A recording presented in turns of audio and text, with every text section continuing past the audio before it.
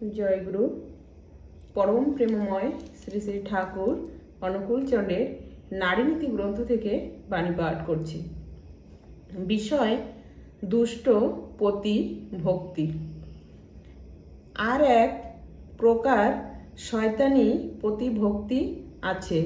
সে পরিবারের দেওর, ননদ, জা, শাশুড়ি, শ্বশুর ইত্যাদির দোষ কুড়াইয়া লইয়া স্বামীতে উক্ত করিয়া তাহার শরীর ও মনকে বিষাক্ত করিয়া সংসারের আগুন জ্বালাইয়া দেয়, কিন্তু পারে না তাহার ভালো কুড়াইয়া লইয়া স্বামীতে উক্ত করিতে। ধ্বংসকে ধ্বংস করিয়া জীবন যশ বৃদ্ধিকে অমৃত করিয়া তুলিতে। তাহার স্বামীকে বলে, যাহা শুনিবা দেখি তোমার কাছে না বলিয়াই থাকিতে পারি না। তোমার কাছে না বলা পর্যন্ত মন কেমন যেন অশান্ত হয়ে থাকে। তাহারা সবই পারে,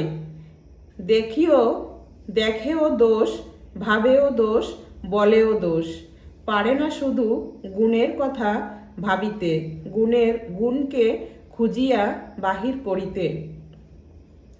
গুণকে গুণময় করিয়া ঢালিতে অন্যের কাছে এ বড় ভীষণ। গুণকে গুণময় করিয়া ঢালিতে অন্যের কাছে এ বড় ভীষণ পাপ। তুমি এমনতর স্বভাবকে স্পর্শ করিও না, তাহা শরীরও নয়,